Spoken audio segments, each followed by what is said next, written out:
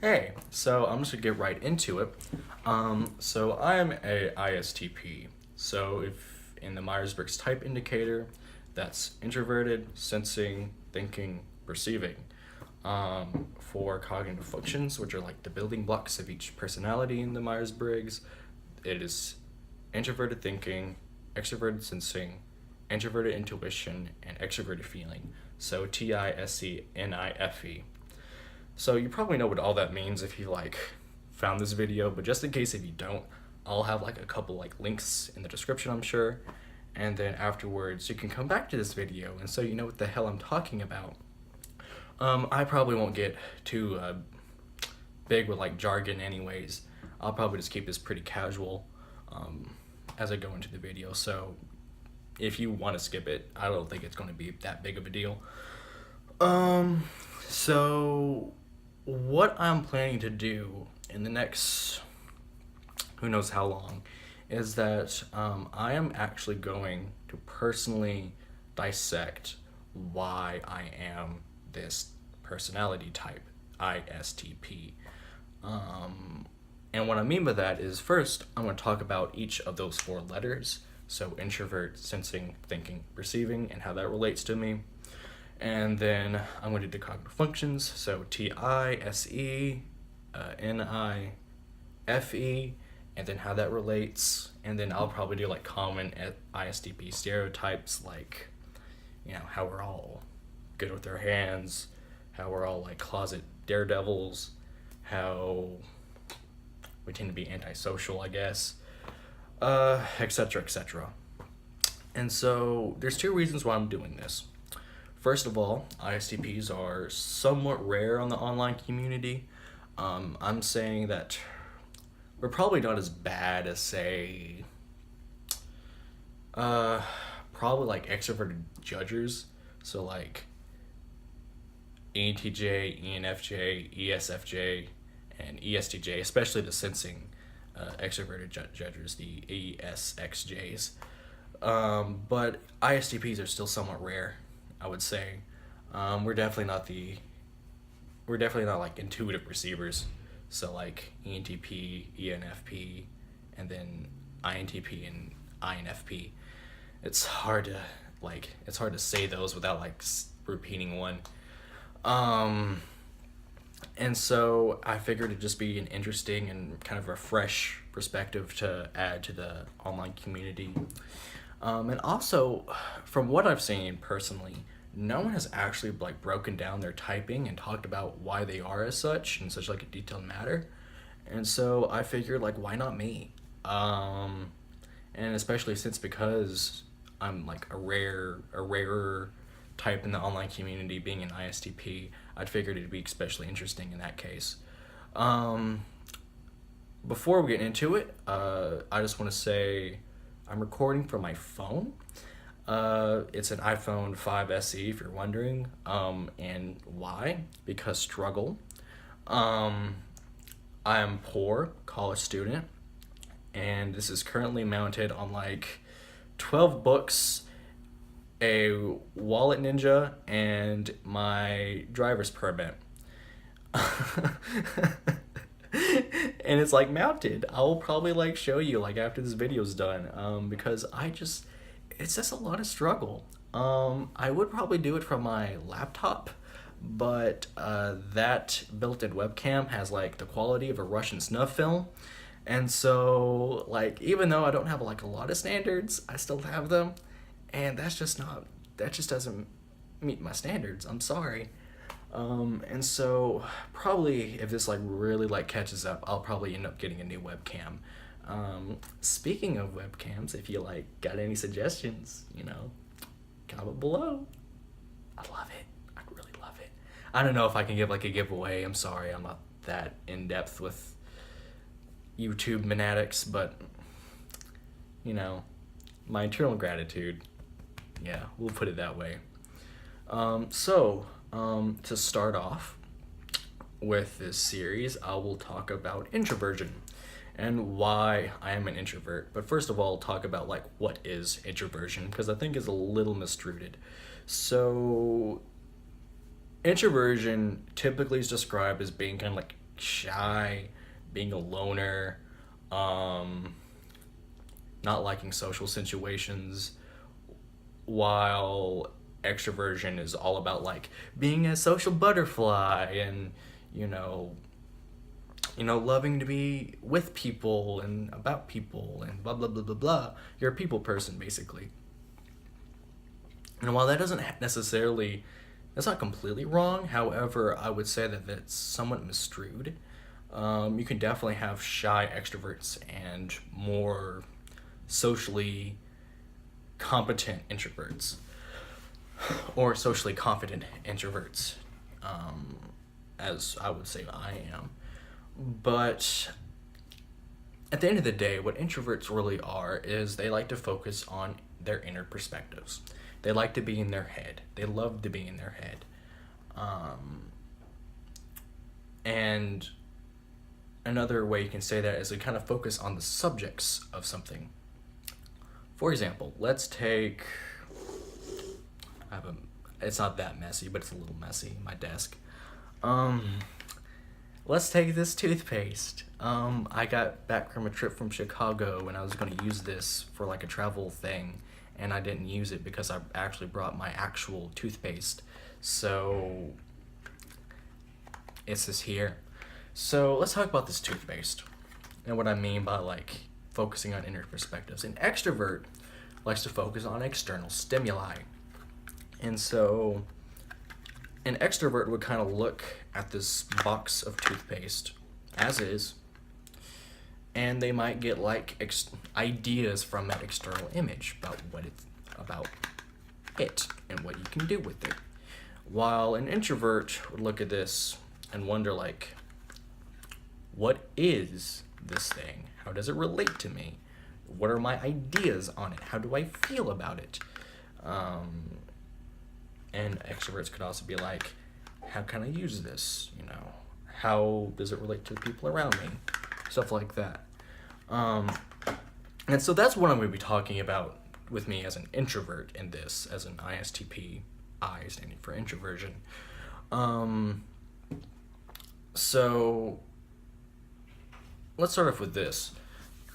I think one of the ways that I am an introvert in this sense is that a lot of the times I might have like preconceived notions of what might be. So in other words, I kind of conceptualize in advance what something might be. So let's say, as a scenario, vague scenario, I'm signing up for classes because it's almost finals week right now, as the time this video is being uploaded or filmed, whatever. And let's say I know a professor in my department. I know like what the class subject is going to be about. I know how the class is going to be structured, and I know at least some of the students that are going to be in that class. I will take all 4 of those factors and more, how it relates to other classes and my schedule within that, and I will have a conceptualization, a preconceived notion on how the environment of that class is going to be like. And so when I'm right into it and I like get in, I basically kind of mapped it in my head. I've expected what I'm going to do, and I'm just going to go ahead and do it. To contrast this with my extroverted opposite in this sense, the ESTP, even though they're not very opposite at all. I would say an ESTP would differ in the sense that they might jump into the class firsthand. They might have those factors in their head, but they haven't really pieced things together. They just know of them. They might jump into the class firsthand and then make quick realizations about how it's going to be, right then and there when they're into it, and they will just navigate in very much the same way as a ISTP would, like me. So there's that. To kind of address the idea of like socialization with introversion and me as an ISTP, I wouldn't really consider myself shy. Hold on, my laptop's about to die. I'm reading notes, so that's why I have to keep it alive at least a little bit. So I would not consider myself shy. I used to be throughout grade school and under early high. I used to be shy, but that was probably due to emotional problems more than anything else. I always felt like a social castaway. I wasn't really ever properly socialized, I don't think, and also just because I never really wanted to. I never just like jumped into social situations at all. I just never really cared for them. Or maybe I did, but I didn't care about exactly what they were offering specifically. And so around later end of high school, I kind of learned to be a happy loner. A lot of kind of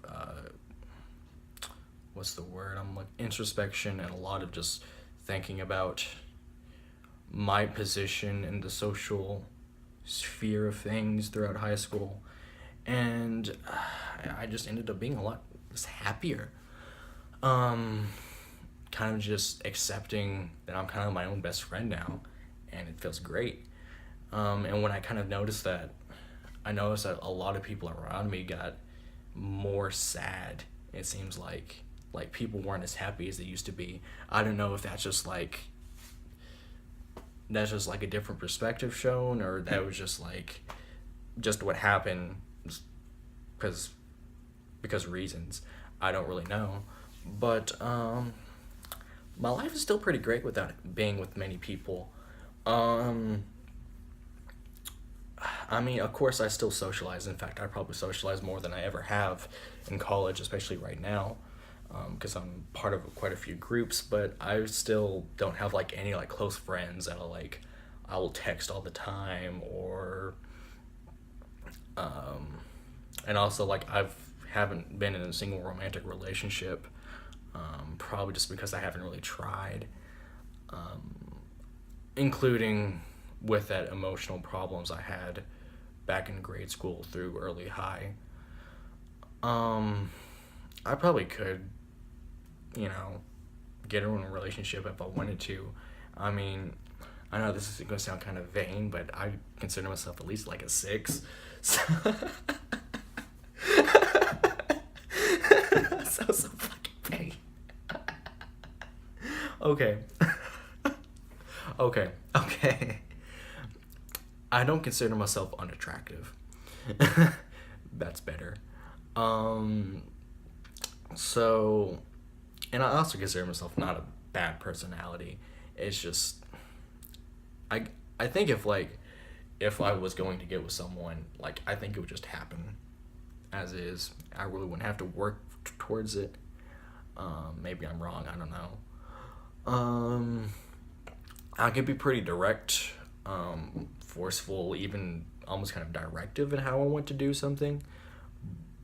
Say if I'm in a social group and I have this idea, preconceived notion, conceptualization, that, okay, I want to do this. This is what I want to do. This is what I think would yield the best results because of these thoughts in my head. I've thought this through. I've mulled it over.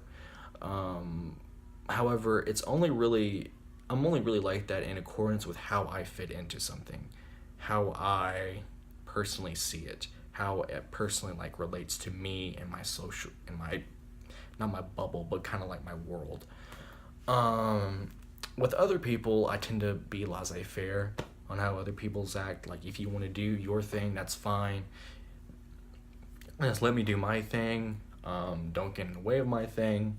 And usually unless you're like hurting someone mentally or emotionally or physically, I don't really care what you do. And I think it's because I find excessive management to be exhausting and a waste of time. I don't think I'm going to change a lot of people's minds about what they're going to do and how they're going to do it. And I think a lot of people just some people just don't get that you can't change people's minds about things.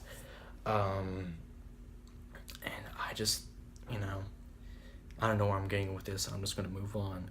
One more quick thing to note, me as an introvert and kind of related to ISTPs, is that I want to say it's going to be about 3 years now, in January of, 3 years is the time of this video, that I was diagnosed twice with, so informally, I was diagnosed with Asperger's, but formally, I was diagnosed with the autistic spectrum disorder. So with that, how they described it was that I was kind of like a cusp case, they called it, where like, if you imagine like this as the bar between like autism and non-autism, I was like right here. And so, and if you know, the thing is like with autism, it's supposed to be like a spectrum, not only, but you're on different scales at different points. So some days, like if you're like right here, for example, on the autistic spectrum, you could be like this, or you could be like this one day, and you could be like this the other, and you could be like this, another day. With me, since I'm like right here, I kind of have this case of like Schrodinger's diagnosis, I guess, where like at any given day I can like both have and not have autism at once. So I don't really have like a very strong diagnosis, like reasoning why I have it, but I've been diagnosed with it, and I think a large reason why is because of a lot of the things that I said in this video. I don't know if I said a whole lot, but I mean, just the fact that I show some antisocial qualities, not like antisocial personality disorder, but just asocial, there we go, asocial qualities, and the fact that, and I think a large part of that is just because of that. So the next video I will do is sensing. So, if you probably haven't tell, I kind of did this a little bit on the fly. I've been thinking about doing this for a couple days, but I've only really kind of had time to kind of do it right now. And I only spent like 15-30 minutes just writing up a quick summary on my laptop right here. So it wasn't really all that planned out. I know if I had like nothing planned and I just rambled, I would have not gotten anywhere. So with the sensing video, it'll definitely be a lot more structured. I'll be a lot more quicker. I might end up redoing this video one day, just kind of touching on things that I've said and probably adding to them. So, so this is video 1 out of I don't know how many. Hope to see you guys. If you really like it, I guess, like and subscribe, I guess. I'll see you probably, hell, maybe even tomorrow. I don't really even know.